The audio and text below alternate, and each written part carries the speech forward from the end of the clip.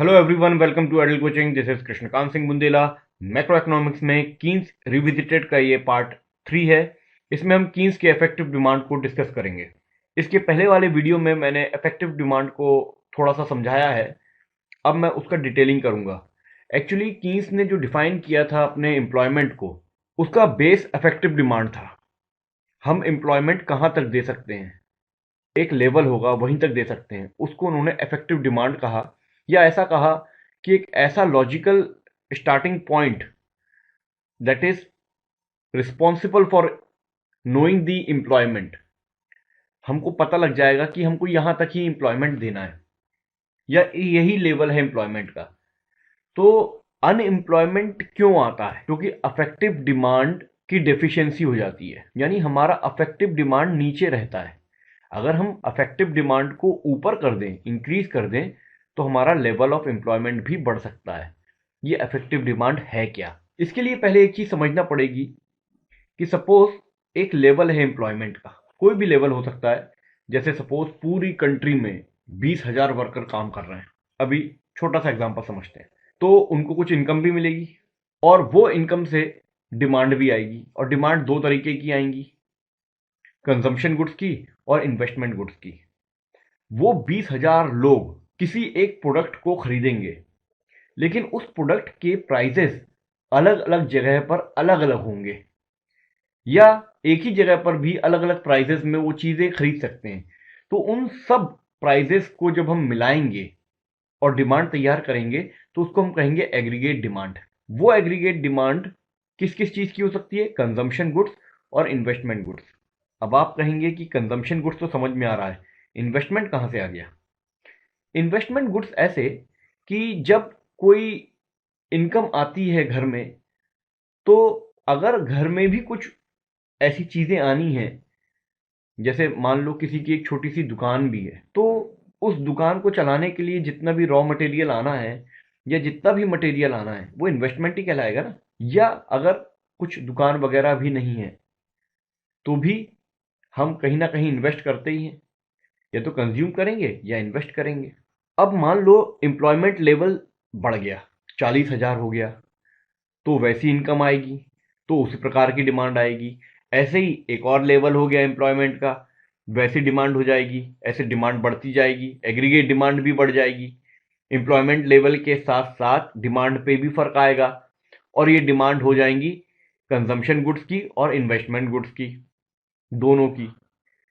तो in all ये जो डिमांड बढ़ती जा रही है एम्प्लॉयमेंट के साथ, तो एक लेवल ऐसा भी आएगा एम्प्लॉयमेंट का जहां पर एग्रीगेट डिमांड एग्रीगेट सप्लाई के बराबर हो जाएगी। मतलब अब आप जितना भी डिमांड करेंगे, उसकी पूर्ति नहीं हो सकती। हमारी सप्लाई की लिमिट है। ये होता क्यों है? क्योंकि एम्प्लॉयमेंट फर्स्ट लेवल का रहा, इनकम आई, डिमांड की गई, चीजों में पैसे लगाया गया, वो पैसा प्रोड्यूसर के पास आया, प्रोड्यूसर ने दूसरे लेवल का एम्प्लॉयमेंट स्टार्ट कर दिया, यानी एम्प्लॉयमेंट बढ़ा दिया। वो कहां तक बढ़ा सकता है? जहां तक उसके पास पैसा रिटर्न आ रहा है। अगर रिटर्न पैसा नहीं आएगा उसके पास, तो वो एम्प्लॉयमेंट नहीं बढ़ा पाएगा, एक कारण। और दूसरा, उसके पास वो कैपेसिटी भी होना चाहिए, क्योंकि एम्प्लॉयमेंट बढ़ाना केवल आपके गुड्स के परचेज पर ही डिपेंड नहीं करता। और भी बहुत सारे फैक्टर्स होते हैं कि आपके पास मशीनरी है, प्लांट है, क्षमता है आपके पास कि नहीं। उसी बेसिस पे तो एम्प्लॉयमेंट बढ़ेगा। तो वो एग्रीगेट डिमांड जो सप्लाई के बराबर हो जाएगी, वो कहलाएगी आपकी अफेक्टिव डिमांड। यानी कि अफेक्टिव डिमांड क्या पता लगाती है? एम्प्लॉयमेंट का लेवल। ये अफेक्टिव डिमांड कैसे आती है? एग्रीगेट डिमांड प्राइस और एग्रीगेट सप्लाई प्राइस के बेसिस पर। और ये एग्रीगेट डिमांड प्राइस या एग्रीगेट सप्लाई प्राइस कहां से आती है? लेवल ऑफ एम्प्लॉयमेंट से। यानी एम्प्लॉयमेंट का लेवल डिसाइड करेगा कि इनकम कितनी होगी, और इनकम डिसाइड करेगी कि डिमांड कितनी होगी, और वो डिमांड के हिसाब से प्रोडक्ट बिकेंगे। प्रोडक्ट बिकेंगे तो पैसा आएगा, एम्प्लॉयमेंट और बढ़ेगा, लेवल बढ़ जाएगा। ऐसे करते करते करते एक लेवल ऐसा आएगा जो हमारे लिए एंड होगा। उसके आगे हम एम्प्लॉयमेंट नहीं दे सकते, हमारे पास क्षमता नहीं रहेगी, या हमारे लिए घाटे का सौदा होगा। हमारी कॉस्टिंग बढ़ जाएगी, तो वो कहलाएगी इफेक्टिव डिमांड। यहां पर एग्रीगेट डिमांड प्राइस क्या है ये समझते। सपोज एक एम्प्लॉयर है और उसको कुछ एग्रीगेट डिमांड का सामना करना पड़ रहा है, यानी उस डिमांड की पूर्ति करनी है। तो जब वो डिमांड की पूर्ति करना चाहता है तो कुछ लोगों को वो एम्प्लॉयमेंट देता है। क्यों? क्योंकि वो प्रोडक्शन करेगा।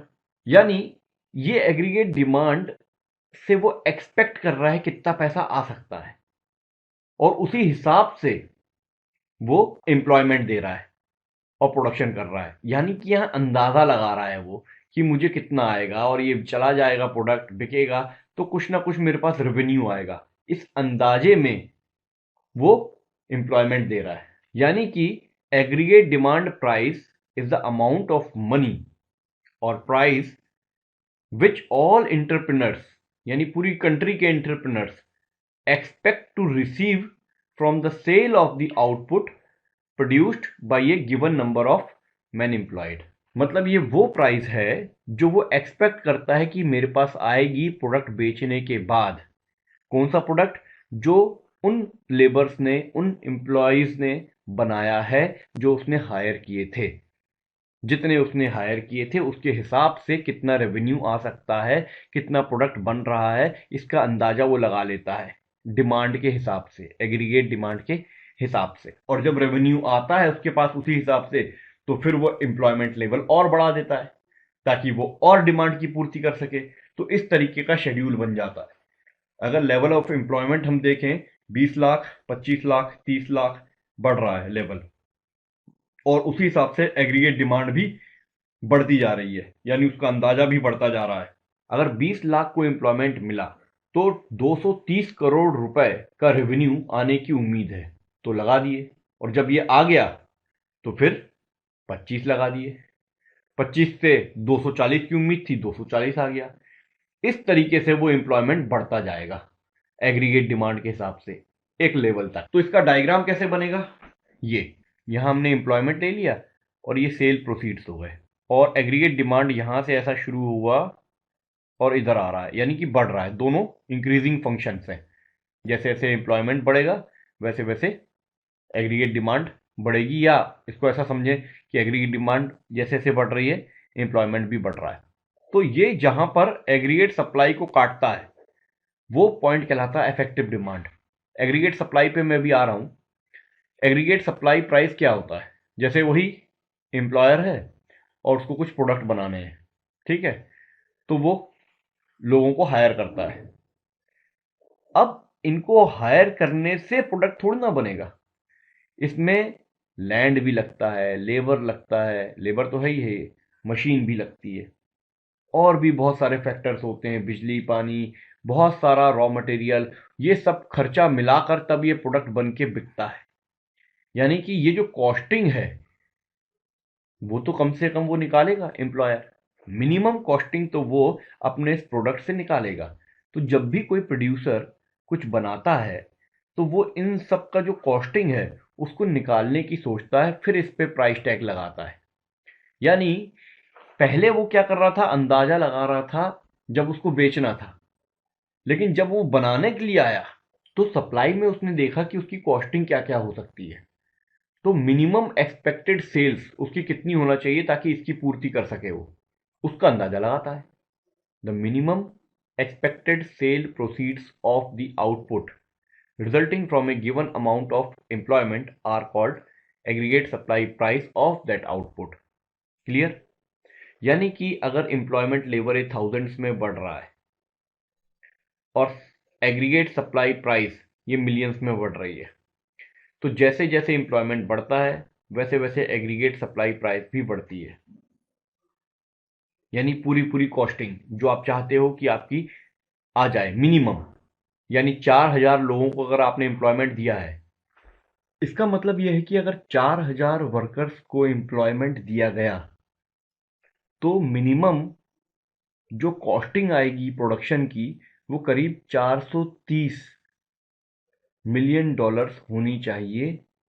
तो हम आगे बढ़ सकते हैं, हम 5,000 रख सकते हैं, और फिर जब 5,000 रखेंगे तो हमको इतना रिटर्न मिलना चाहिए, 460 मिलियन डॉलर। इस तरीके से हम 8,000 तक रख सकते हैं। 8,000 लोगों को अगर हम एम्प्लॉयमेंट देंगे तो $550 मिलियन हम एक्सपेक्ट करेंगे मिनिमम कि आना ही चाहिए। इससे ज्यादा आ जाए ओके, मगर इतना आएगा तो हमारी गाड़ी आगे चलेगी। लेकिन 8 के आगे हम 9,000 नहीं रख सकते, हमारे पास कैपेसिटी नहीं है। या मिनिमम 580 जो चाहिए है वो अब रिटर्न नहीं आ सकता, डिमिनिश हो जाएगा। तो ये जो 8,000 वाला लेवल है इसको हम कहेंगे इफेक्टिव डिमांड। जैसे अगर हम ये डायग्राम देखें, यहाँ एम्प्लॉयमेंट और यहाँ पर प्रोसीडिंग्स, रिसिप्ट्स यानी सेल्स, तो ये हो गया डिमांड कर्व एडी एक बात, और दूसरा ये हो गया एग्रीगेट सप्लाई। ये जहां मिल रहे हैं इस पॉइंट को कहेंगे हम इफेक्टिव डिमांड। इसके पहले अगर हम आए L1 से C तक और L1 से R तक, तो एग्रीगेट डिमांड का कर्व ऊपर है और सप्लाई का कर्व नीचे है, जो ये शो करता है कि जो प्रोड्यूसर या एम्प्लॉयर एक्सपेक्ट कर रहा है वो ऊपर है, तो इसीलिए वो प्रोडक्शन करता है। और मिनिमम वो क्या चाहता है कि L1 से लेकर C तक उसे मिले ताकि वो आगे बढ़ सके। तो मिनिमम वो L1C चाहता है और एक्सपेक्ट कर रहा है वो L1R, क्योंकि डिमांड इतनी है। इस तरीके से वो आगे बढ़ता है आगे बढ़ता है, और एक पॉइंट ऐसा आता है जहां पर उसकी एक्सपेक्टेशन और मिनिमम रिक्वायरमेंट दोनों बराबर हो जाती हैं, यानी वो सप्लाई और डिमांड एग्रीगेट बराबर हो जाती है। इसको हम कहेंगे इफेक्टिव डिमांड। लेकिन अगर इसके बाद भी वो आगे बढ़ा तो उसे घाटा होगा, क्योंकि एडी कर्व नीचे की तरफ आ गया। ये पूरा नीचे नहीं जाता है, थोड़ा सा फ्लैट हो गया है, क्योंकि demand, aggregate demand consumption goods की तो बिल्कुल खत्म नहीं होगी, चाहे एम्प्लॉयमेंट बिल्कुल जीरो कर दो आप, लोग बाग जिएंगे तो जरूर। तो ये पूरा जीरो नीचे नहीं आता है, और इसीलिए एग्रीगेट डिमांड जीरो से स्टार्ट भी नहीं होता, जैसा इस ग्राफ में दिखाया गया है। उसको थोड़ा सा ऊपर से होना चाहिए था, मगर ठीक है, अभी समझने के लिए समझ लीजिए। तो अगर इसके आगे का पॉइंट लिया गया तो यहां पर एग्रीगेट डिमांड नीचे है और एग्रीगेट सप्लाई का कर्व ऊपर है, यानी हमारा मिनिमम रिक्वायरमेंट ज्यादा हो गया है और एक्सपेक्टेशन अब कम हो गई है कि एग्रीगेट डिमांड से हमको अब एक्सपेक्टेड है कि अब हमें कम मिलेगा, क्योंकि एग्रीगेट डिमांड कम हो गई है। तो अब हमको उससे वो रिटर्न नहीं मिल पाएगा। हमारा जो एग्रीगेट डिमांड प्राइस है वो कम हो गया है और एग्रीगेट सप्लाई प्राइस बढ़ गया है। तो हम इस इवन पॉइंट को नहीं लेंगे जहां पर ये एग्रीगेट सप्लाई वर्टिकल हो गया है। हम इसके पहले वाला पॉइंट ई लेंगे, इसको हम कहेंगे इफेक्टिव डिमांड। मगर इससे एम्प्लॉयमेंट और अनएम्प्लॉयमेंट का क्या रिलेशन है, क्या इस पॉइंट पे फुल एम्प्लॉयमेंट है कि नहीं है, ये हम फिर करेंगे। That's it, thank you.